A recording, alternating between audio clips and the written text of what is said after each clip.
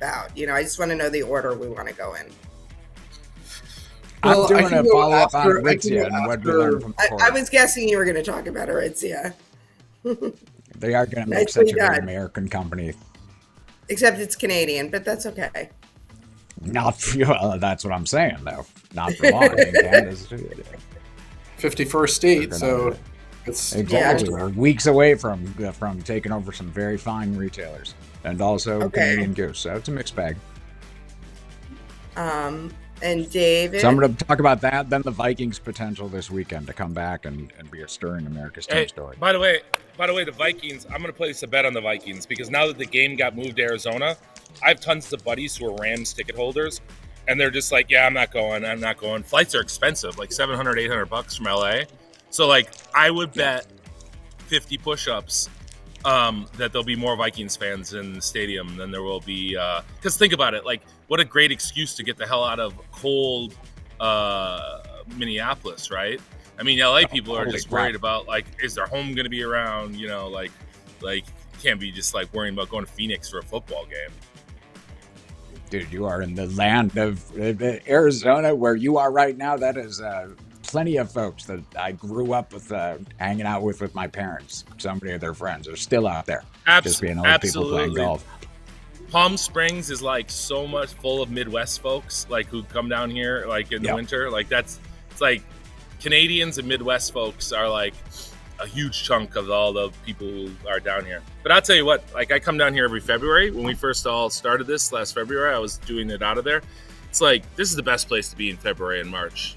Like, just great weather. Yeah, it's really nice. The mountains. It's like, they have an airport that gets you wherever you want to go. It's like, it's a great place. It is absolutely. Which is what I was trying to tell the wife when I was trying to get her to I know. Plans for the weekend. I know. It would have been fun. I would have had a pina colada in hand ready for you when you got here, buddy. Damn it. I forgot. Where did you flee to, Ben? I'm in Palm Desert. Oh, nice. Yeah. With all the black swans. Yeah, how crazy was that? I walked in there. I was like, what crazy. The hell? Five black swans when I... You know what's funny is right after you sent that, I got a report that said 5 black swans for 2025. Oh no, like, can you send that to me? I literally want to like post that's swans. 2. If I get a 3rd black swan message, might have to sell all my stocks.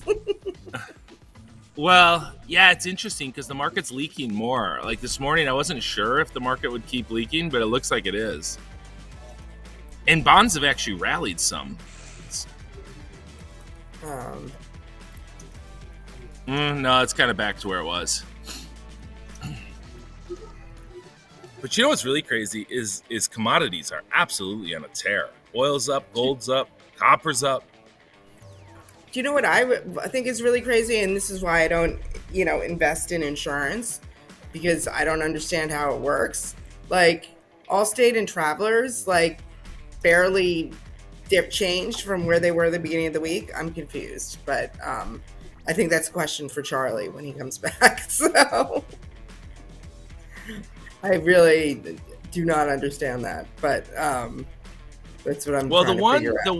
The one stock that I know has some LA exposure is the Zurich Group, and I think the ticker for the US is ZURVI.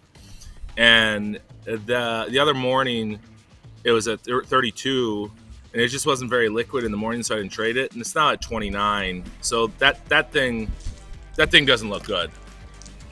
Yeah, I don't get it. I mean, with the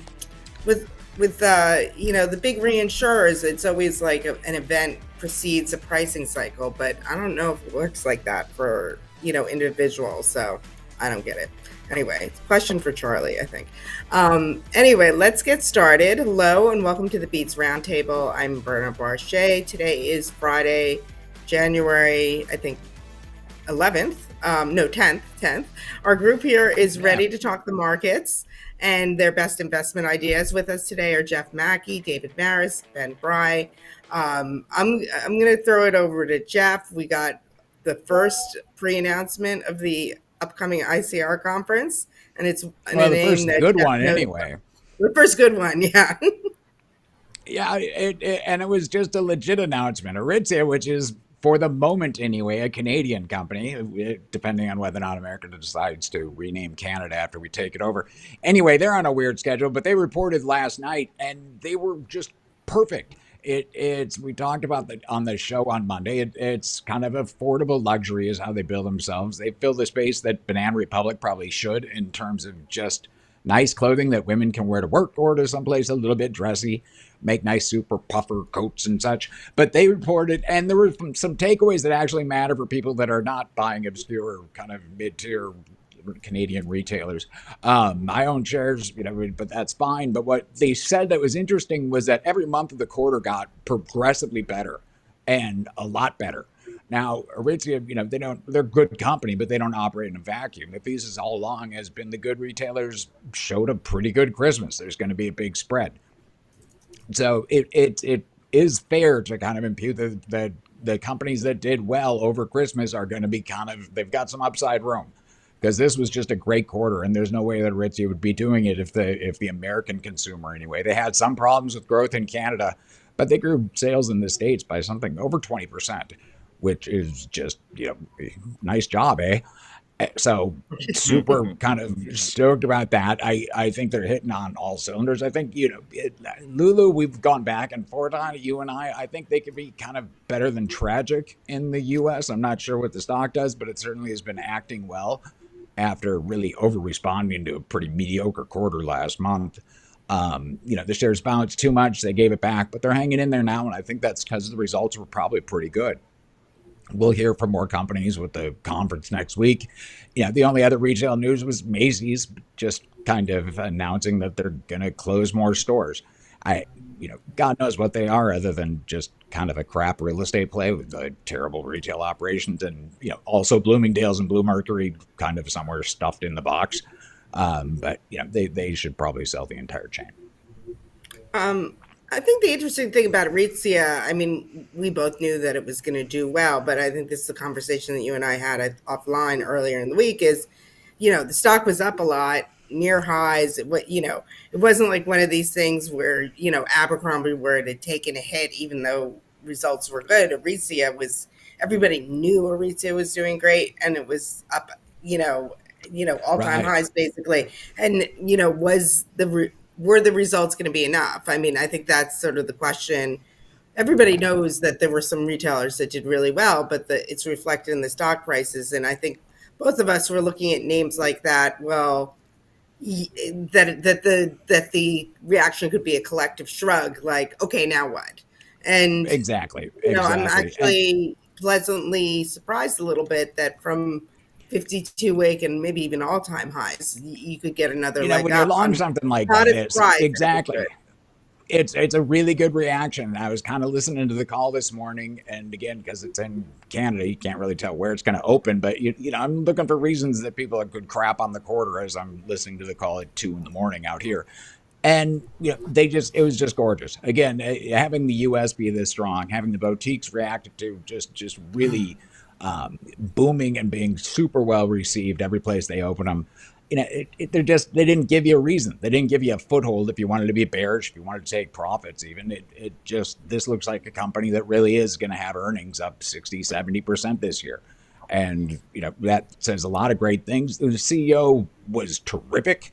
Jennifer Wong, she was a little bit of a question mark, an unknown commodity last year at this time, but her performance on the call, the way she handled kind of expectations, the analysts in general, really impressive. And, you get a good CEO and a growth company and a nice expansion story. They still are not penetrated in the States at all, but the results in the States were great. They didn't even have an app yet. So I suspect online sales will improve when they develop an app. There's just some upside here. And so it's hard to crap on them, even expensive as it was. Well, the PE multiple just got cut in half because they're going to double earnings, so that helps. But it's still not super cheap, but the good ones never are. Mm-hmm. Well, we should have an exciting few days ahead early next week. It'll be. I know it's a lot of volatility around this ICR conference. So we'll be Exactly. If fine. if we want to trade anything other than the absolute demise of America, holy crap, the stocks are getting boot stomped. But the it's maybe there'll be some good stories in retail. We're a happy place to be as opposed to the rest of these curmudgeons. Okay, I'm going to move on to David Maris, who's going to catch us up on what he's thinking about in the healthcare space. So there are a bunch of things. So there's a news article out that talks about RFK, and he's starting to win people over, which is good news because I think actually there will be some changes. I think I've said it before. I do think that he gets approved. It's not a slam dunk though, but it looks like Bernie Sanders and John Fetterman are going to support him. So it's their only hope. The very left side. It's their only hope for clearing up the food issues that they perceive and cutting out some industry influence. So I think he'll make it. Um, and so I think that's good news, not necessarily great news for the industry, but it's okay. He's not a fan of pharma and the rest, but that's not what's driving the biggest story of today. The BTK or the XBI, the biotech index, is down over 3%. That erases all of the gains that they made early this year. It's one of the broadest base declines I've seen in a really long time, and that just goes to show you, with all the excitement about the new administration, all the excitement about there's some good clinical data that came out today from a couple different biotech companies, some deals announced the last few days. It just goes to show you that you can't beat the macro. And with rates, spiking, that's what has everybody nervous and dumping this sector. Now, I think I said earlier in the week, you can erase that one though, that I had taken a basket of companies that have catalysts in the first quarter, and I decided to just buy a basket of them because I think the approvals that, and these are all companies that I think have a greater than 50% approval rate. And I weighted it to how the stock's been doing. Um, each one of them is down. So whether or not you have a catalyst coming or not, no one cares. Whether or not it's a slam dunk or it's speculative, no one cares. So I think you're going to see a number of pod shops today have serious issues. Like this is one of those days that people go home and worry about their jobs over the weekend, and their exposure is cut on Monday. So that said, Walgreens Boots Alliance, WBA, they put out a great number for them. So picture what was a disaster becoming a little bit less of a disaster. They adjusted EPS beat expectations by more than a dime. Looks like that the overall sales growth was okay. So this was a bankruptcy fear, and it still is, but it's much less so after today. Stock's up 23% at the last I checked, and I wouldn't chase it, but that's really an investor preference. Like, I am not somebody who tries to. I like to buy good companies that are growing, that will grow into something fantastic. This is a turnaround story. And so it has a very high dividend yield that could be cut. So they've said that. They've said, look, we're going to look at the dividend based on our capital allocation plans. So you might buy this saying, hey, it is a turnaround, and it is. But you might wake up one day and you find out that the dividend's cut and you've lost your gain. So I think it's very risky. This is a very good quarter for them, and it looks like it's sustainable. Like, it looks like the decline is slowing. But again, that's just not my thing. So I wish it were my thing, especially today. It would be a bright spot of overall. But other than that, that's kind of what's hot today, the hot news. And then JP Morgan starts next week, and the JP Morgan conference is the big healthcare conference. And a lot of companies pre-announced before that. A lot of deals are announced, and that's what you've seen this last week. I would expect that to continue next week. Mm-hmm. So these guys, in terms of Walgreens Boots, they pay $1 a year on $11 stock, which was a $9 stock yesterday. So they're paying out like a dollar out of $1.50 of earnings. If they're not growing, and they're sort of in harvest mode and not in grow mode, is that not sustainable? Well, so sales increased this quarter, so they are growing this quarter. They think going forward that's going to be a challenge. International sales grew, U.S. healthcare sales grew. I think that yeah, that is the challenge, right? Debt level and not growing in the overall environment. Um, so that's what makes it so risky. Obviously, if something was going to pay an 11% yield or a 9% yield, and you were safe with it, you could go along with a lot of the volatility. I'm just not so sure that that's sustainable. Right, right. Yeah, a 40% payout rate would be probably more like 60 cents here or something, and you'd be more like a 6% dividend instead of a 9. So Essentially, since it's still a healthy dividend. especially since they said it. But now, again, people have different risk tolerances, and they might say, if someone said to me, "Well, you know what? I'm going to put a very small position on because these kind of things could you're at such a low multiple, and I think that's a I'm going to just go for it." I'd be like, okay, well, I can see if that's what you want to do. I mean, it's at a price to book of 1.1. It's price to sales of like something like less than one.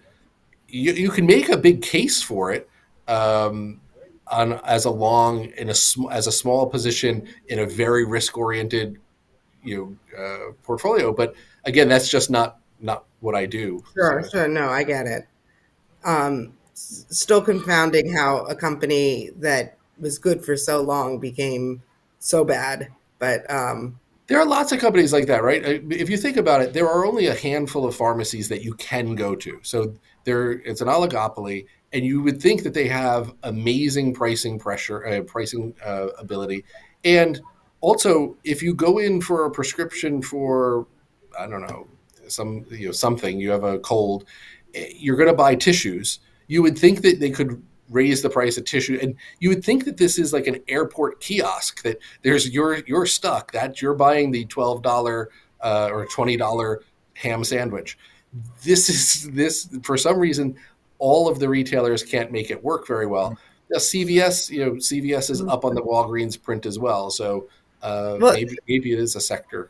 it's interesting you say that because I understand front of store here much more than the pharmacy because that's much closer to my area of expertise. And I think why it was a good business for so long is what you were saying is that you had guaranteed captive traffic and a lack of need to be price competitive in the front of the store because just the convenience factor of coming in, right? And often when you had complementary needs to why you were getting your prescription. And that kind of ability to price above market and take excessive pricing like that started to get chipped away with the price transparency that you got from having like the internet. And the more you saw the Amazons of the world move into these kind of replenishable things, be them tissues or Gatorade, the more transparent price it was became much easier to look on your phone at what something should really cost. And and then you combine that with inflation and people getting much more sort of conscious around what they were paying on these relatively small dollar purchases. And And it's been a share loss driver And for as them. stupid as it sounds, the other thing that hurts them is just the number of pharmacies creating competition, which then it's a simple thing: drive through. 20 years ago, when maybe we were getting prescriptions or our parents were getting prescriptions for us, well, maybe not 20 years ago, maybe 30 or 40 years ago, um, but there were no drive through pharmacies.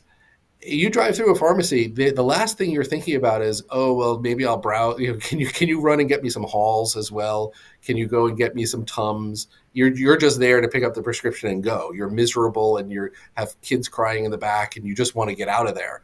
So that also hurts them, and that's all a factor of having so many pharmacies that they had to put in drive-throughs to compete.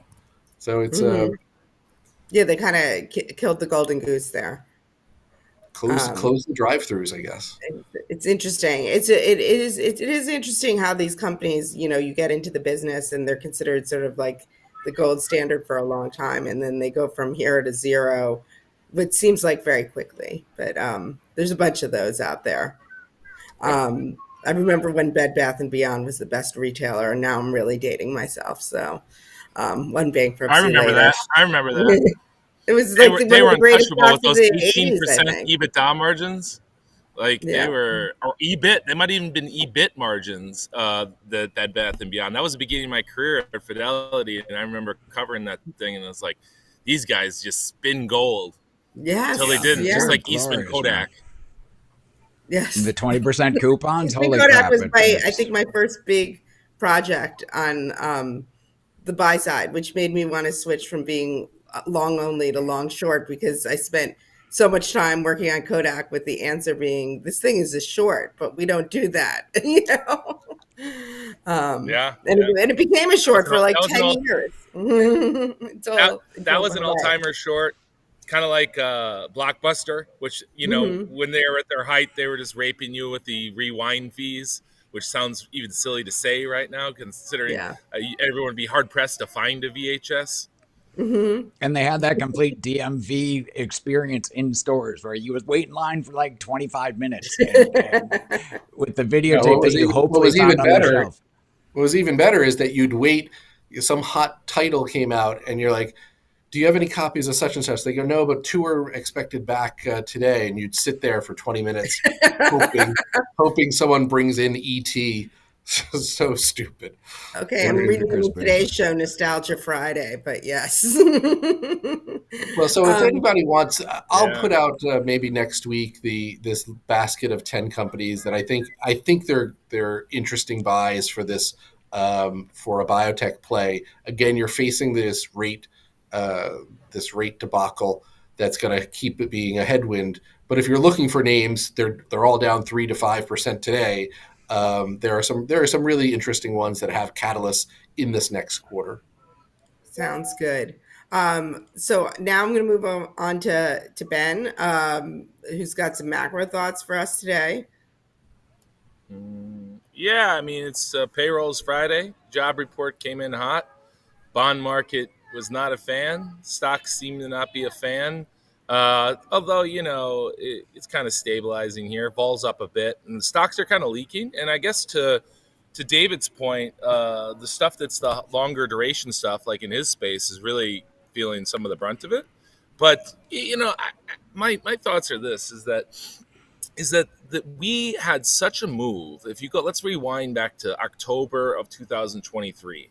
So the last time we had rates up in this neighborhood, the S&P was 4,200. Okay, like we got to what 6,000 and change, and so we can have a correction, and then the economy can be fine. You know what I mean? Like I think that like there's just been a divorce between stock prices and fundamental cash flows. And so I think that we can have an okay economy and a declining stock market akin to the 70s, to be honest. Because if you look Yeah. like go ahead. Didn't we have like a little preview of that in late 2022? I mean, the economy didn't I mean, I crash out, and the market did. right, exactly. And so that leads me to my second point about today. If you look at the markets, gold is up 1% today. Okay, copper is up 10% almost in the last like week or two, and oil's breaking out, and oil's high. So, what is the feature of 22 other than high rates and duration stocks getting crushed? Was commodities were ripping. And I know in our Wall Street Beats chat, Robert Marson and Bob, and they've kind of made a case like, hey, energy's cheap, but you almost felt like a pariah talking about energy because it was so left for dead and forgotten, akin to me talking about Chinese stocks in the first half of last year. And here we go. Now we're starting to get a bid there. And I think that's something to keep an eye on because that doesn't say, oh, things are so weak if you have oil and copper rallying.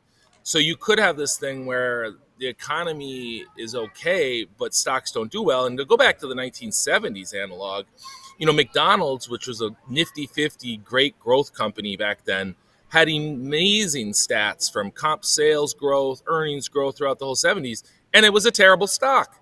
It was a terrible stock for the whole 70s. So you just have to be aware that that could be a dynamic going forward where business isn't necessarily going to fall apart.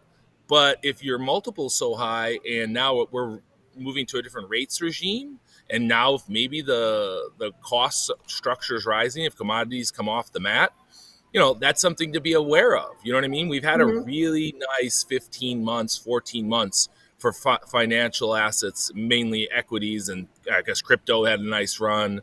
But this could be a choppy year where you're going to have to be nimble and move around, and just getting a free 30-40%, whatever, like we did Well, for that 14-month run. I think that's over.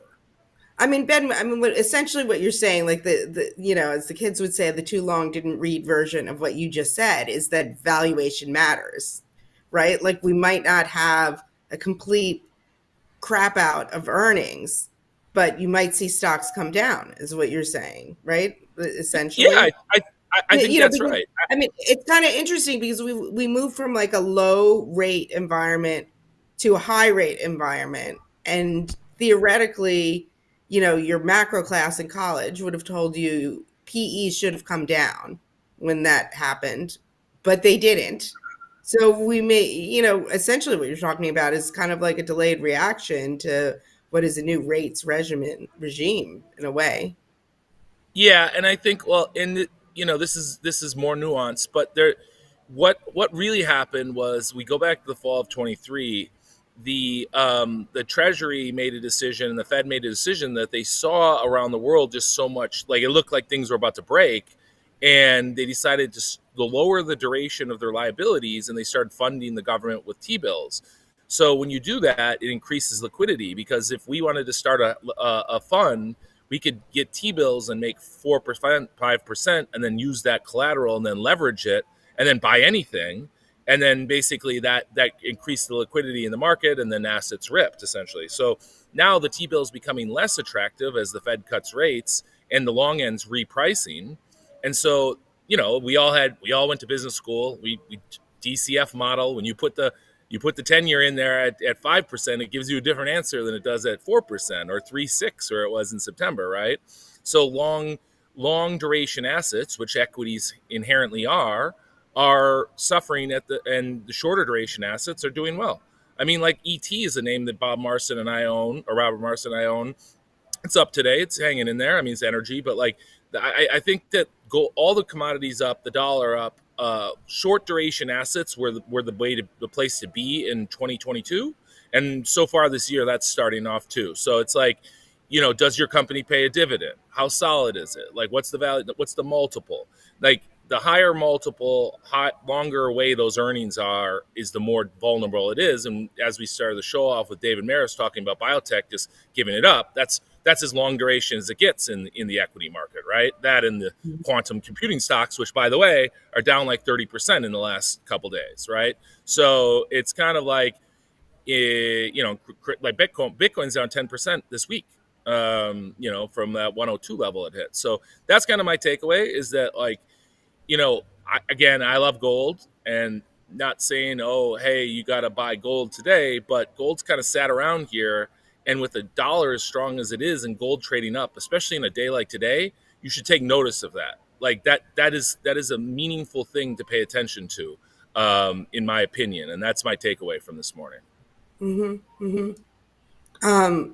Do you think that I mean, when you talk about sort of the fact of higher rates for longer on the long end, you know, and it being a duration issue, that kind of hits at the Mag 7, and we've talked so much about like the lack of breadth in the market, and the number of stocks that underperformed the index within the S&P last year. So, do you think that you made the analogy to the 70s, but sort of what about coming out of the tech wreck, where we had massive corrections on long duration assets, sort of after the Y2K period, but you had a lot of stuff that did just fine because the greater economy, the real economy, wasn't wasn't so terrible for so long coming out of the tech wreck, and you saw, things like regional banks,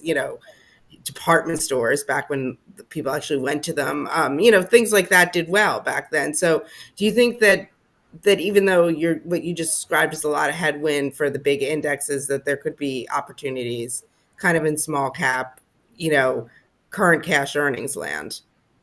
Sure. I mean, look, today there's stocks that are up today. Like, energy is an area that is out of favor. That's trading okay. Energy has a negative correlation in general. Like when energy Mhm. goes higher, like 22 was a great year for energy, and it was a bad year for stocks. And so, energy, there's opportunities. Commodity stocks are just left for dead, and like those are all starting to like be interesting.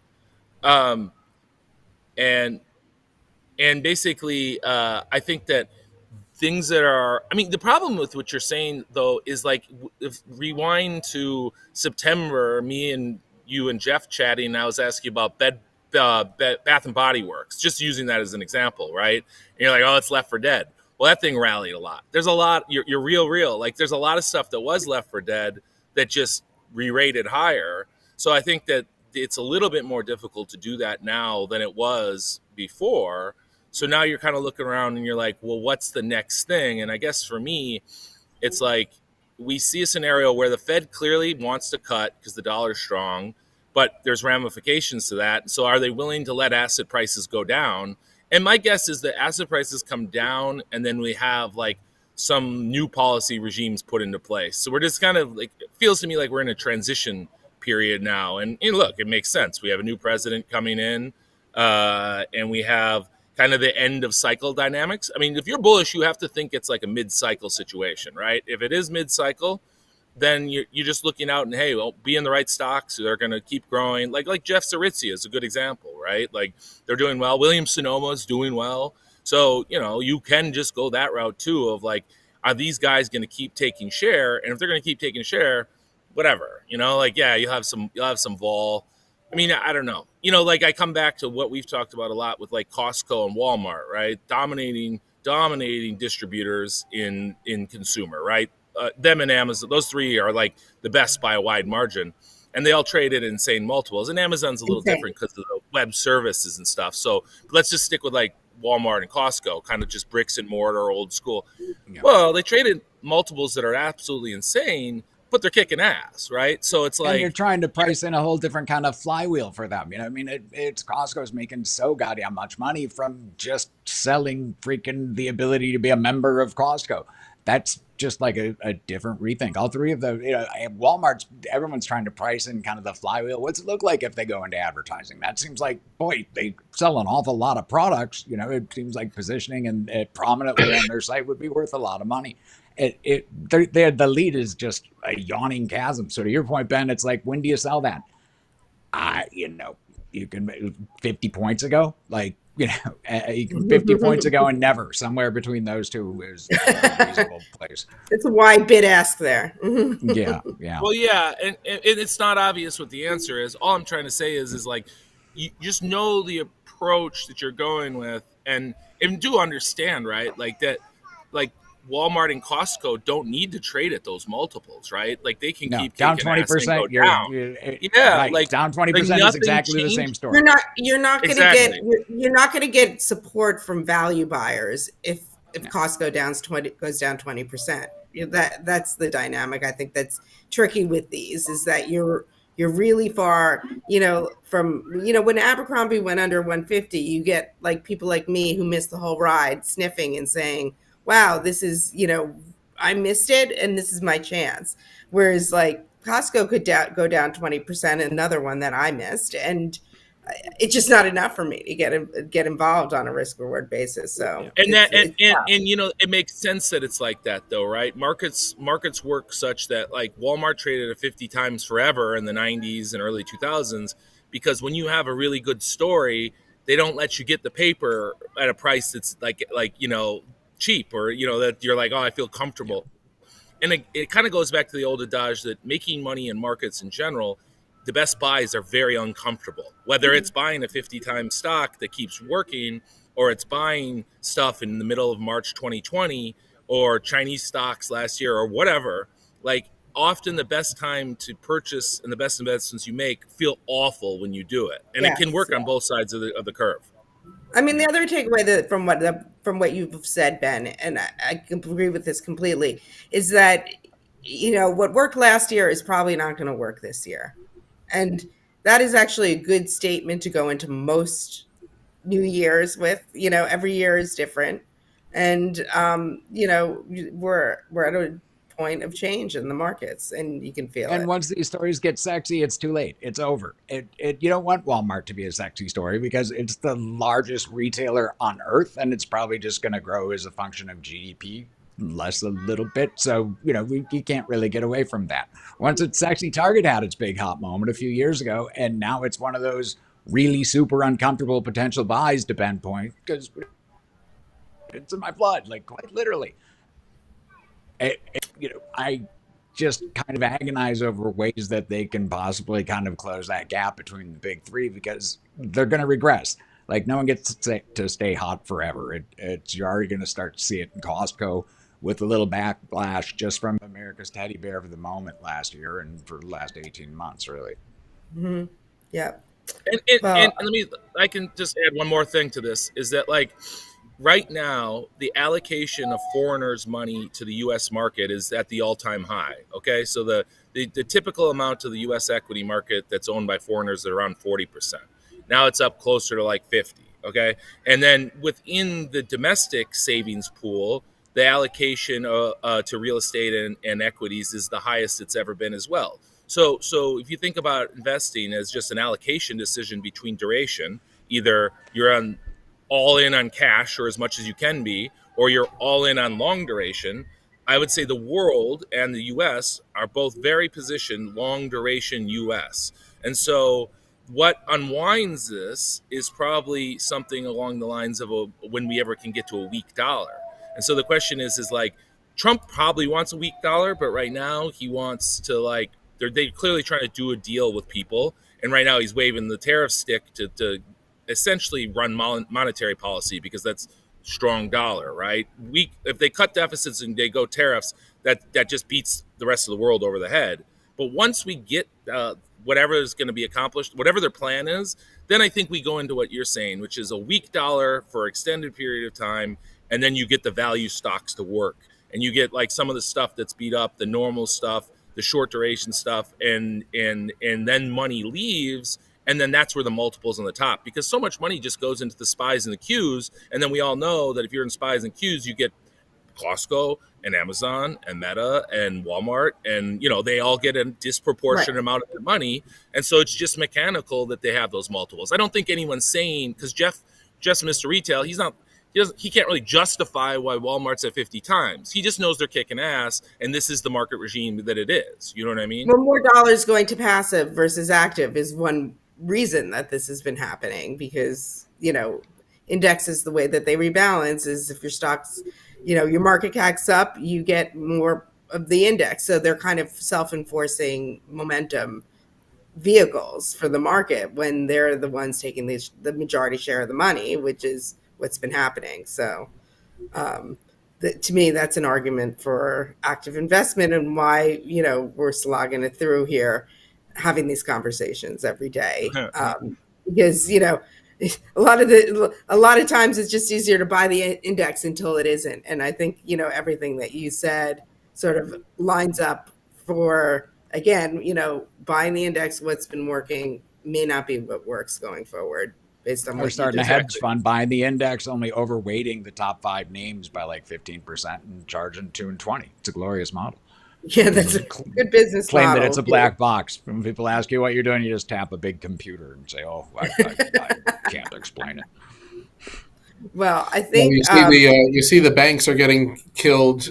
They're making biotech feel a little bit better, but they're down like 2%. And that's Charlie's call earlier about, hey, listen, these banks are going to have some issues. I wonder when we get them on next to talk about the impact of the fires, because there's been some speculation that there's a lot of mortgage exposure that won't be covered by insurance, so you'll see a lot of defaults. But I wonder if that's even material for for a Bank of America or Wells Fargo. It's a lot of property, man. It is a lot of very expensive property. So I have no idea. If I had any edge in that environment, I think you're right. There's going to be money to be made. And it just, it's way too soon to kind of figure it out. At least I'm pretty edgeless in the space, but I mean, that's going to have an economic effect if you burn that much property in Southern California in that area. Also, I agree with that. just like, I agree with that. I think also think about like the recessionary, I mean, the local recessionary aspects. I mean, everybody's talking about all the homes that were lost, which is, unbelievable tragedy. There are also a lot of jobs that are going to be lost in associate, it's a lot of gardening and, home worker jobs and stuff that are just, these were big, expensive homes. I mean, not all of them. A lot of them were working class homes too. I don't want to, gloss over, but, a lot of people, staffs are, you don't need, if your house is gone, you don't need to staff anymore. And so I think that's an underappreciated aspect of, what kind of economic drag we're going to see here. We also saw, by the way, Wall Street shed 200,000 jobs, if you saw that, for AI purposes. And so the bear market, what's weird is I started my career right before the GFC. So I still contend that was the peak of Wall Street. Like, even though the market's higher, like, you guys all been a street forever. You remember how the street was back then. It was great. I mean, dinner, $1,000 dinners, and it was jobs and sales and trading have been a down and to the right coal industry. Now AI is going to put the final nail in it. Sell side analysts, I saw a chart that there was a huge article on Bloomberg about this week. I don't know if you saw it. I can't remember the exact numbers, but the number of sell side analyst jobs is down like 25% or something. And it's accelerating because of AI. Yeah, I mean, honestly, by the way, it's getting to the point with like a Claude. I use Claude. I don't know which ones you guys use, but I can have it tell me things faster than I could some analyst that I had sitting in my office. At this point, you just download. That you paid $250,000 a year to. Exactly. And Claude never gives me shit. They never want to eat. Smells rancid for lunch. I don't have to put up with any back talk. It's just a relationship. I'll give you guys a hint on something that's coming. So a bunch of banks are getting together to agree that all their data. Now, some hedge funds already have this, where on a desktop they can just type in, tell me about the most recent quarter, and it will aggregate all of the research reports as well as the transcripts and everything, and summarize that and analyze it as well. You can ask it questions, but a bunch of banks are getting together to team up to allow their research so that and not any investor, but any institutional investor, but probably they'll scale it out, can access multiple parties' research all at once, rather than, like you said, calling 6 different salespeople and saying, "Hey, can you send me your report on this?" Or I can't log into the portal. It's locked me out. Can you help me? All of that's just going to go away. As it should. It's wildly inefficient. I mean, it's crazy how Wall Street's still kind of running like, it's getting better, but it's still running like in that pre-GFC monitor with spreadsheets and the single, the model needs to be changed. And maybe Charlie can get on and talk about some of that stuff, because, that's part of his thesis of Long City, which just hit an all-time high, or not all-time high, post-GFC high. The new regime high. Still got a little room there. It's got room to run before it hits resistance at those old all-time highs. Sorry for all Citigroup people listening. That's funny. But yeah, like there's just so many inefficiencies. It's not like, hey, we're just going to cut people. It's like, and I think the AI just accelerates it because it can do a lot of the mundane work that is. Because, everyone thinks about Wall Street as like sexy traders and sell-side analysts, but there's a lot of middle office people that clear trades and make it work. Yeah, but you said you don't know why it was so inefficient for so long. It's sort of like, why is healthcare so slow in changing major things like electronic records and sharing electronic records and all the rest? It's because the people that are employed that way don't want that change. And so I think you're right. You're running into technology advancing so fast that now whether people don't want it to change or not, if there's a salesperson who wants to keep making those calls every morning, the 25, 30 institutional calls that they have to do and say, oh, did you see the report on such and such? That's just going to be bypassed by the ease of the technology. Yeah, yeah. Well, Yeah. I'm gonna. It's getting a little late, so I'm gonna cut it here. We've talked a little bit about stuff that we've been talking about in the chat, and Dave talked about the report he's going to put together next week on the biotech. So, there's a lot more. If you go to the website, if you like what you heard, you want to know more, check us out at wallstreetbeats.com, where you can find that chat, where you can find the research.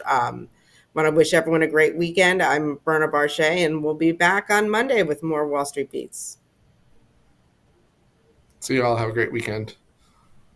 Bye bye. Take care, kids.